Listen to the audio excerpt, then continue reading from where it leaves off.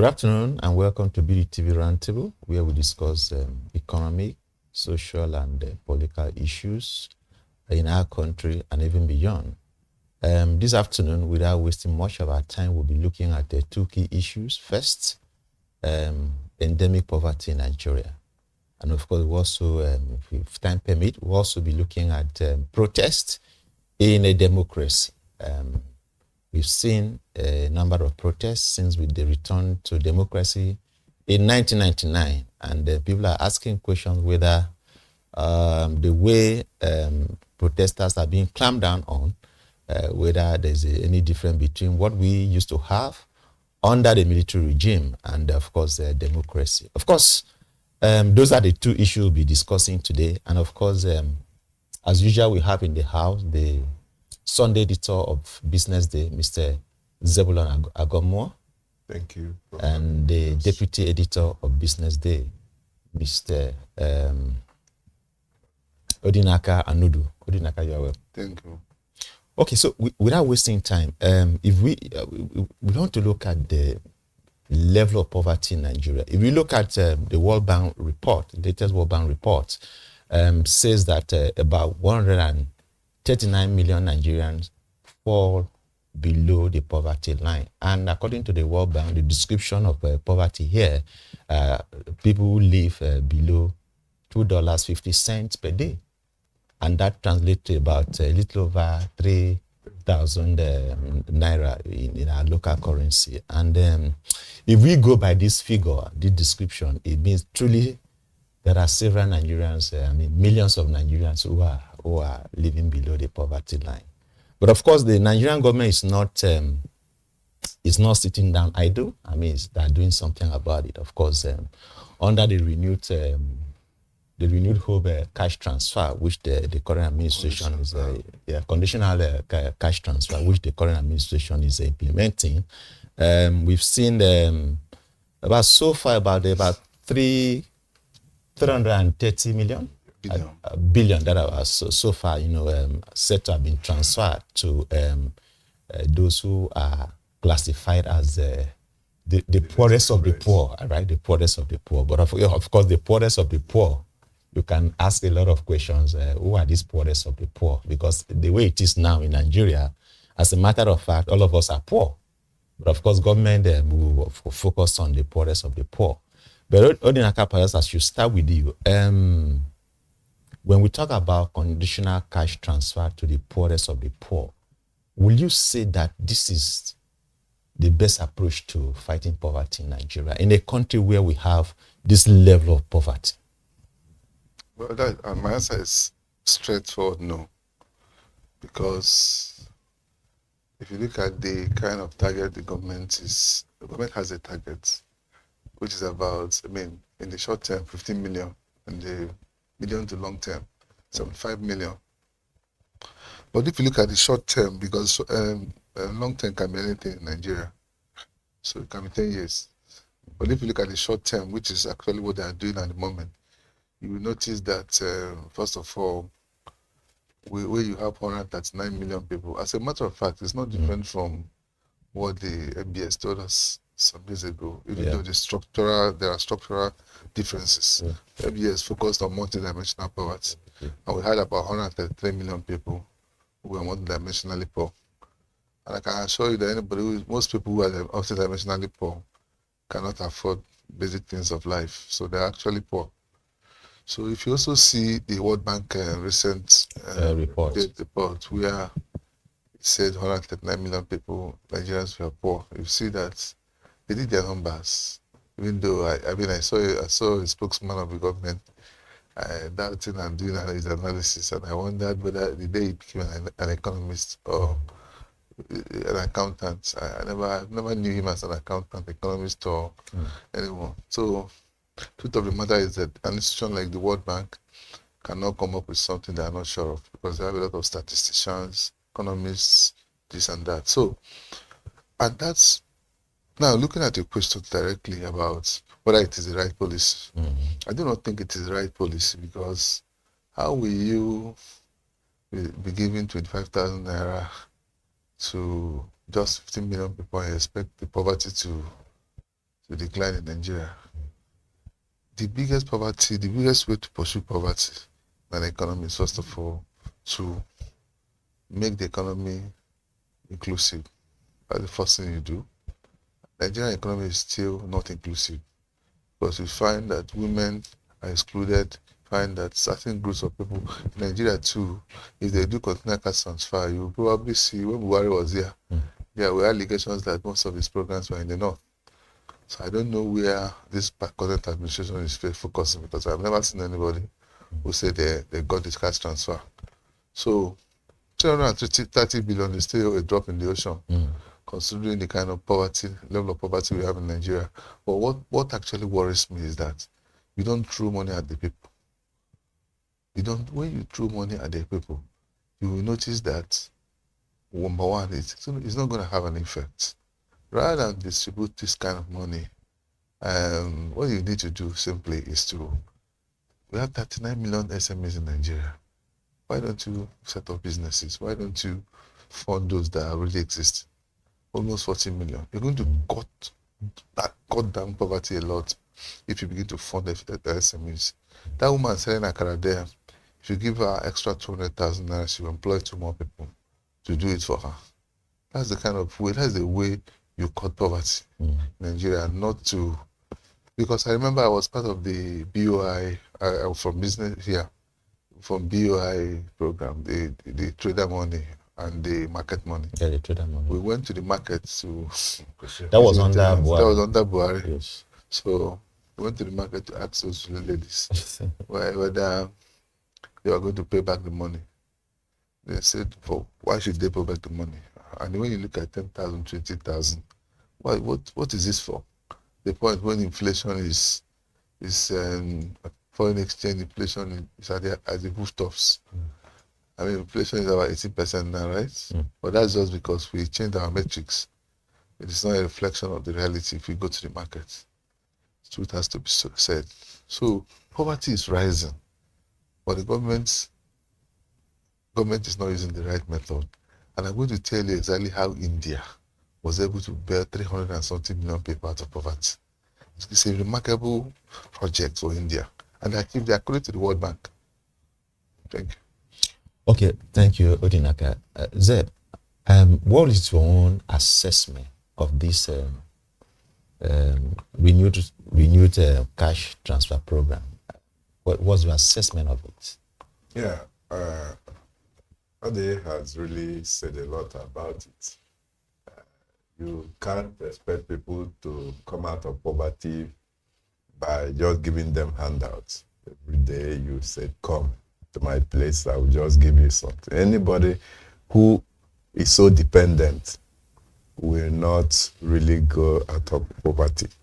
People must work. You must ensure that the population you have fend for themselves. That's why we say that it is only production that will make people to go out of poverty, not just by handing them out 25,000. What is 25,000 for a family? For how many months? And in fact, by the way, I have never seen anybody around where I live who has said, I receive it. And I have been asking questions, and nobody has told me he or she received, or he knows somebody who has received. But that does not mean that there are people who are receiving or who have received. What people are saying that I've heard is that it's a political thing. It's a party thing. People give a party. Some people say some will go and gather some names in the world, up to 10, 20 names with their data, and send out. And they will collect the money, they will act as middlemen and collect the money. Then whatever that they feel that is good, they will now give to those people. That cannot be a way of addressing poverty in a country. Someone said that in a country badly run, wealth is something to lament over. in a country well run, poverty is something to cry about. So I'm not sure that our country is well run. That's why we are seeing the level of poverty we are talking about. By the way, there's no country that you don't have poor people. Yes. I was told of a man that he was on wheelchair, was bedridden, he was lame. He's on his two legs. So a man of God went there to pray, and miracles were happening. They told him that we want to heal you. He said no, he was okay. That nobody didn't need any healing, that he was happy. Because in his own country, the country had some provision for those who were having those people in his condition. Those in his condition. So he was comfortable. But I am not sure that any Nigerian would be comfortable to be receiving 25,000 every 2 months, every 3 months. The person who started this was the pioneer minister of humanitarian and poverty alleviation, Shadia Omar Farouk. And we saw the way she ran up that to the point that during lockdown in 2019, during COVID, she declared to Nigerians that the ministry spent 500 million on school feeding in Abuja, in Ogun State, Lagos, and Abuja, 2 states and Abuja, 500 million. At the time that the children were even at home, it was controversial. So this cash transfer, I do not believe that it is a way of taking people out of poverty. And I wouldn't say it is not happening, but those who are distributing the money, I don't know the metric they are using, because many people are not receiving the money. When, during the last administration, the vice president himself was going into the market to share 5,000 to market people. And we that was ridiculous, really. Yeah, so at the time they left, Nigeria was poorer despite all those handouts. So we cannot take Nigerians out of poverty by just giving them 25,000. That is a very faulty method of fighting poverty.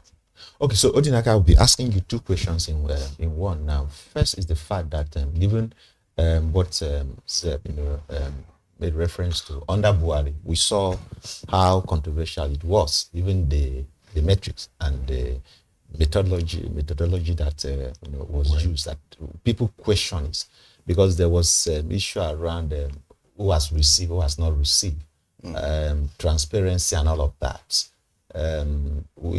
People said, look, I have not actually met someone who has benefited. So there was this issue around how you going about this.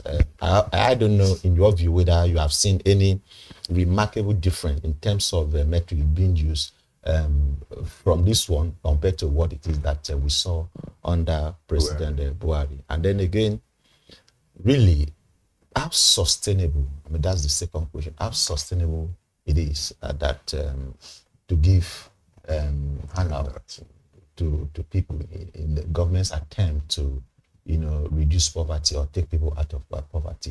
When you give cash, to people, how sustainable is this?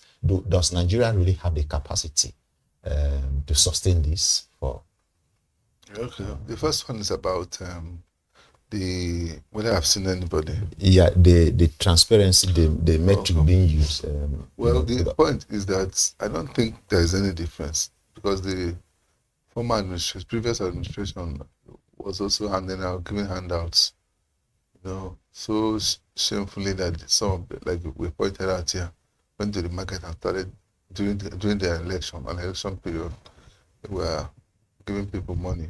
At the end of the day, much of that money was not returned from what we did from our own investigations.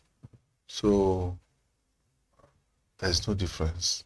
And the what actually concerns me is the fact that when you look at World Bank metric, $2.15.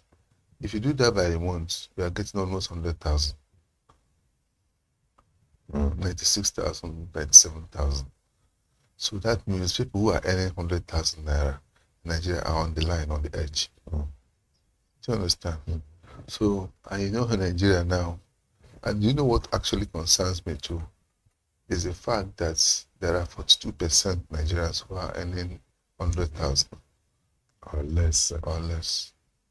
So you have another crisis coming when people are earning money, because you know sometimes people think that poverty are those who are not earning it. People are earning money, going out of their houses, but they are already in the poverty circle or cycle. So that's the danger. So for 2%, according to Big Invest Savings Report 2024 last year, and if you look at what throws people into poverty are two basic things. In recent times now, what has thrown many Nigerians into poverty are two basic things. We talk about inflation, talk about foreign exchange. These are the two things that have thrown a lot of Nigerians into that bracket. You don't get your currency right, a lot of people will be poor. If you don't get your inflation, by two, a lot of people will be poor. So secondly, the second question was about whether it is it's sustainable.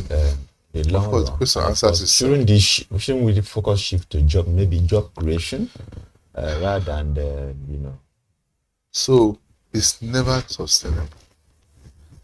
So that's exactly why I want probably one of the questions is address some of the way India addresses poverty, because India used to be world's highest poverty in the world, but at the point Nigeria overtook them. I'm not sure we've come back. I think there was a time where they said we come back to second, but I think Nigeria is now behind India, despite the difference in population. India is over 1 billion, so you can understand. And India has many things that Nigeria doesn't have at the moment. One of the things they've got right in India is the police. So it is not sustainable. That's what I'm saying.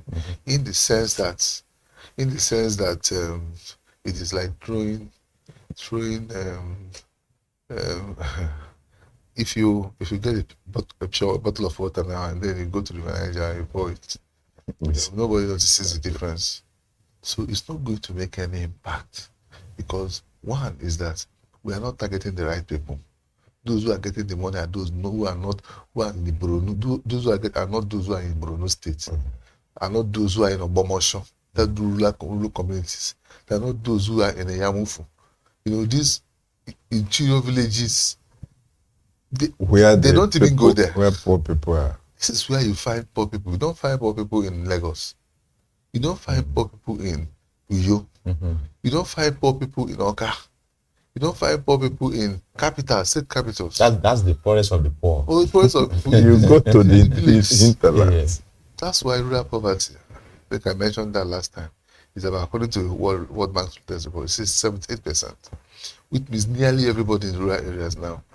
Because 78% is like 80%. It's poor, extremely poor. And then you are looking at making it based on what the editor said, making it look like a party affair. So a political party, somebody is a member of a political party. It's not poor, because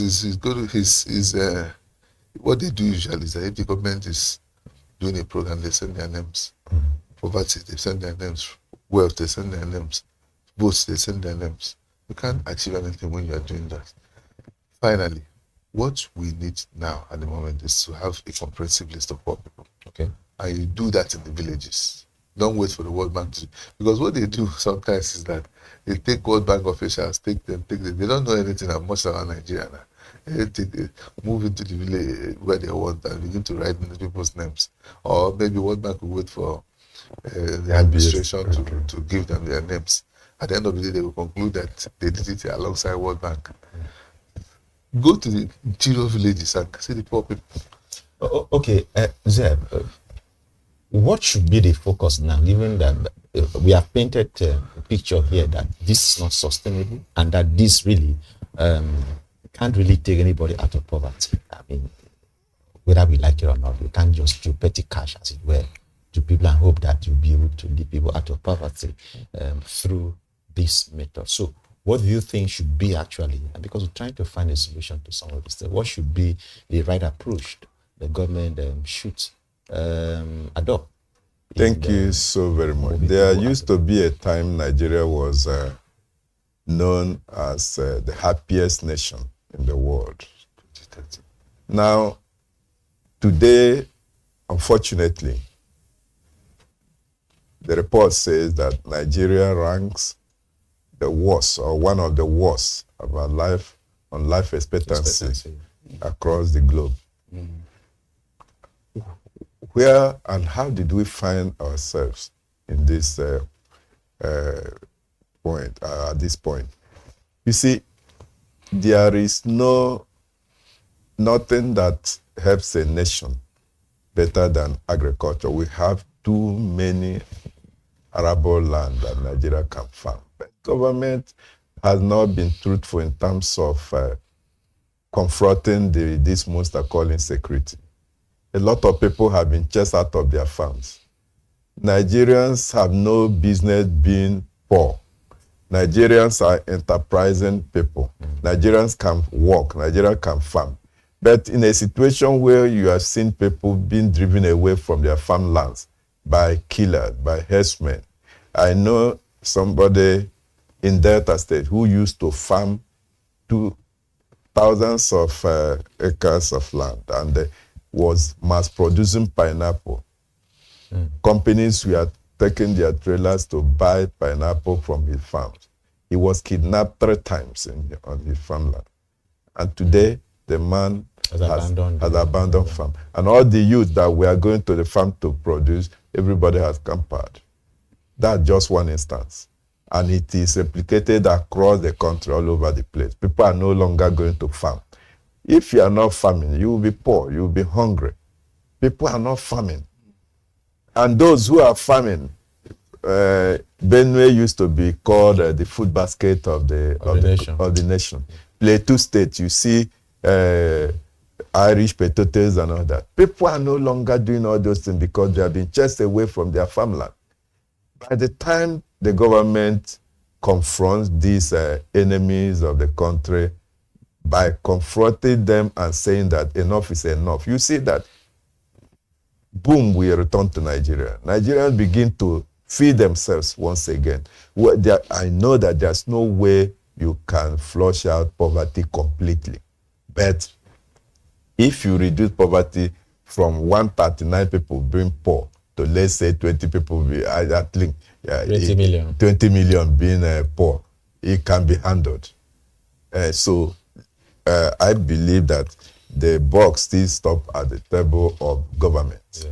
Government is not being proactive enough. Government is playing lip service to fight against insecurity. And unless and until government begins to do what is expected of it, this issue of poverty will continue to linger. All right, thank you, Zeb. I think the message is very well passed, and I hope that government will listen and then they take a necessary action. It's not just enough to throw petty cash, as it were. It's also important that we look at India, how 375 million people in India were lifted out of poverty. It's very important. Okay. So you look at the model that has worked elsewhere. For example, India, look at what they are doing. Their own is targeted. So they are not giving money. The only money they give is to farmers. You understand? They are giving the farmers to produce more food. Okay. So India has a program, Mahatma Gandhi program, which is rural employment. So everybody in the rural area must have a job. If you don't have a job, there's a program that will pay you at least 100 wages for 100 days. So it's targeted at ensuring that. So, but again, those who are in those places, they work. Yeah. So even if you don't have a job, government will give you a job, but and pay you 100-day wage at least. You will have at least wage for the 100 days. So which is also very important. So I'm coming. Okay. Very important. Because their programs are targeted. That's exactly what we are lacking here. They have another program by Pramanti, which is for affordable housing. Every poor person in the rural area has a house. Because most of these are things that actually consume your income. housing, food.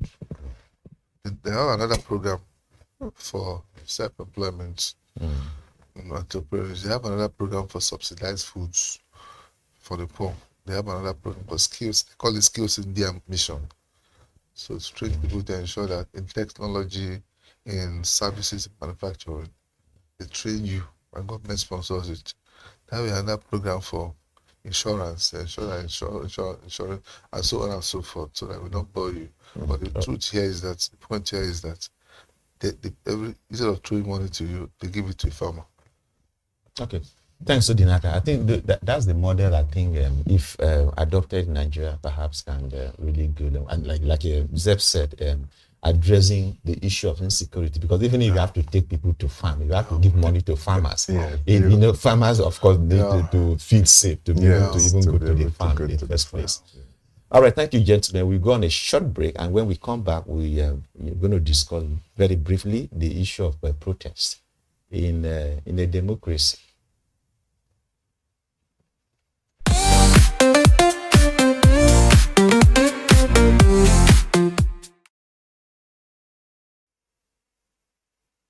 Still on BDTV Roundtable, where we discuss issues of poverty, and of course deal with that quite extensively. And of course, before we wrap up, let's look at gentlemen, let's look at the issue of protest in Nigeria. I mean, under the military regime, of course, there's always this saying that the worst democracy is still best, is still better than the military regime. Yeah, it's still better than military regime. And of course, when we talk about democracy, some of the key ingredients you find in democracy is freedom of association, demonstration, speech, and then of course protest and all of that.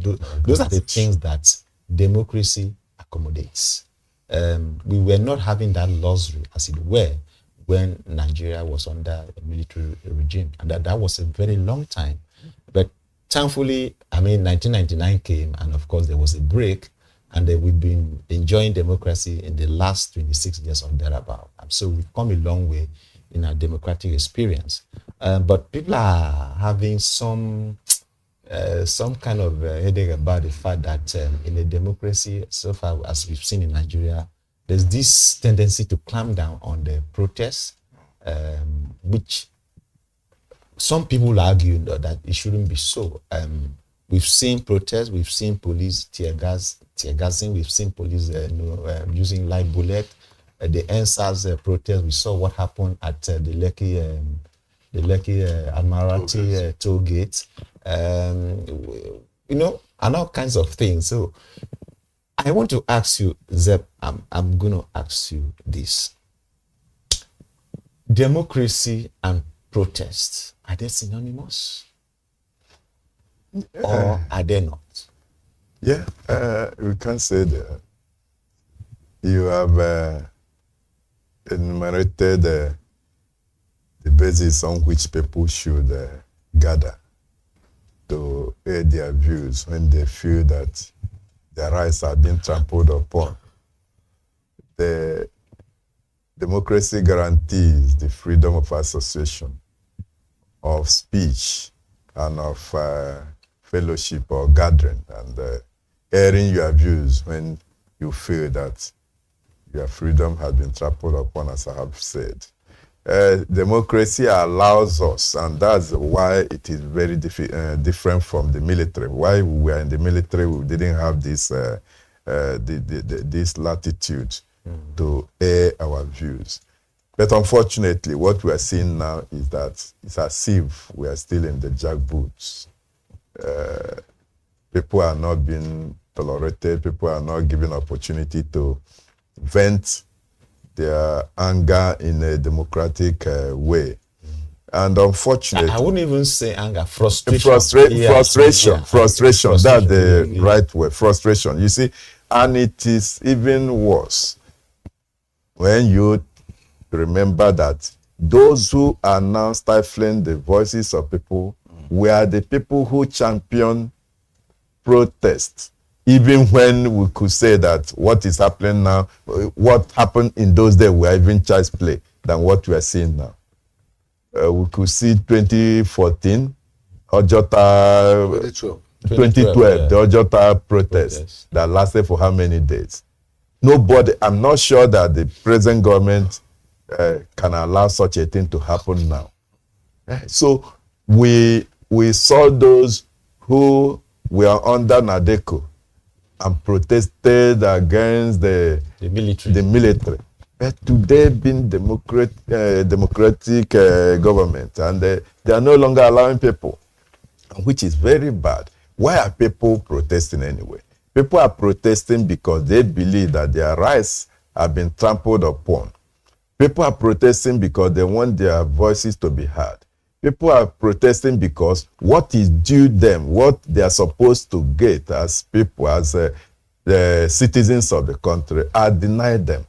People are protesting because the political class continues to flourish while the people continue to languish in penury and in poverty. So these are the reasons why people are protesting. People are protesting because the roads are not motorable. People are protesting because of hunger. People are protesting because the educational system has been broken down. People are protesting because government appears deaf and not listening. So when people are crying out, if you have your children in your house and you return from work and you found out that all of them were crying, as a father, you should listen and say, what is happening? Everybody is crying. If you're a reasonable father, you should listen to them. Not when they are crying, you just walk out and go to your bedroom and you shut the door and go to sleep. Then that father must be an irresponsible father. So the father must listen. The father must listen and hear them out and say, this is the reason why we are crying. Unfortunately, those who we elected are not listening to the people who elected them. If democracy was government of the people, by the people, and for the people had been defined, we are not in a democracy.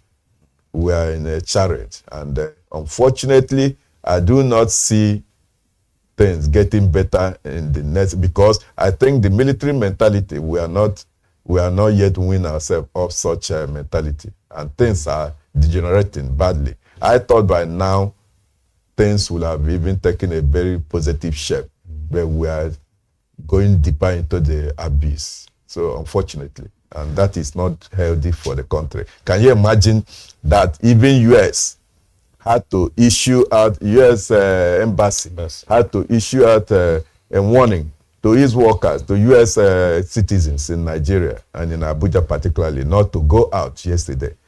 So when we are here seeing and hearing such news, how do you think that people outside will take Nigeria? Every day we claim that environment, our place is good for investors to come in, and we are not tolerant of one another. So it rankles. Okay, thanks, Zeb.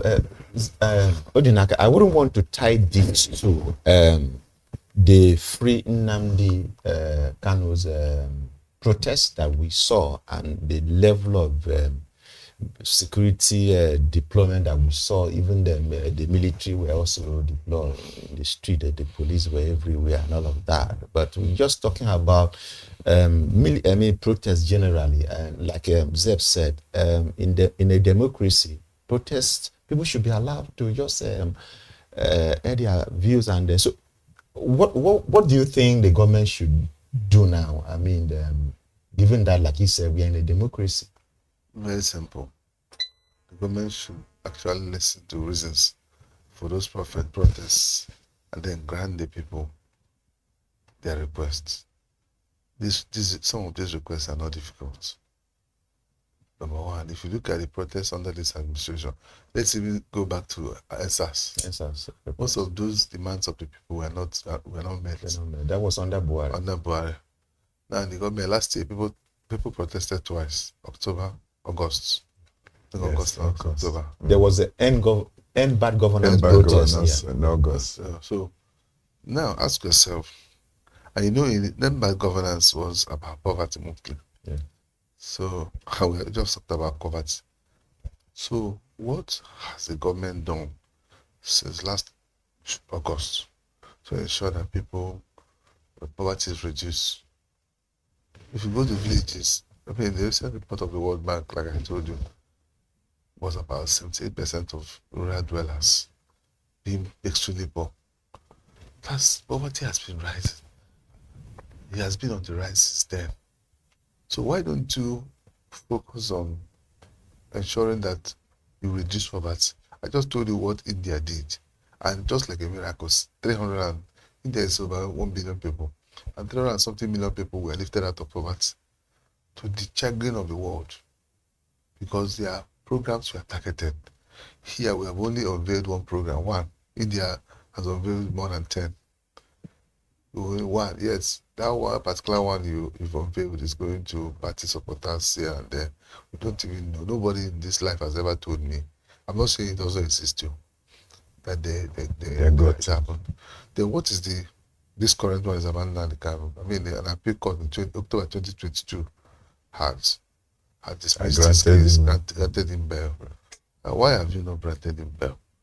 If you are the place, it was the last administration, but the job of the current administration is to look at such things and review them and then release him. I don't think that Kano has done worse than the recent people who were most of them drug dealers, most of them criminals of different. Someone killed their husband, and the person was granted pardon. And then you left Kano, whom court has already said release him. Comment is a continuum. It doesn't matter whether it is the past administration or the current administration. Let's stop playing politics with everything. So, what is actually the reasons for those protests? Nothing stops the government from meeting them. You are waiting for 2027 now. You start making promises, but now two years before the elections, people are telling that we're hungry. And when you say they're hungry, they will issue all sorts of press releases. And then come after people they will come after. Nigeria is not hungry. No matter whatever you do, even if you use police, the truth of the matter is that Nigerians are hungry. Poverty has worsened because of some of the policies of the government. Yeah. Yes, they may be right, but the truth of the matter is that many people are suffering. Many more people are suffering. World Bank has talked about poverty now. It was a government official, government spokesman, telling the World Bank that it was an old. I was just laughing at myself. So every time you talk about Nigeria in a negative way, they contest it. But the same thing World Bank is talking about, the same thing you and I are talking about here. Someone who was earning 300,000, let me just use big money. Someone who was earning 300,000 naira last 2 years ago is probably far poorer than that. 300 naira is not going to do much for you. All right, thank you so very much, Odinaka. And I think this is where we're going to draw the curtain. But just before we go, I think the message is very well passed. We're in a democracy, and democracy, we all know, allows people to express, their feelings. It could be that feeling. They could do it through protest. They could do it through free speech. I think. In a democracy, we shouldn't live in a democracy as if we are living in a military regime. I mean, people should be allowed to just express them, provided such protests are carried out peacefully, without destruction, without any causing any injury to people or disturbing other people who may not be part of the protest. But protests really should be allowed in a democracy. We hope that the message will sink in, and that government will begin to look at it so that Nigerians can truly enjoy the benefit of it. Because I always say this: the benefit of democracy is not just by roads. It's not because under the military we saw good roads. Yes, we saw bridges being built. All of those things. I think the key ingredients of democracy is freedom of expression, freedom of association, freedom of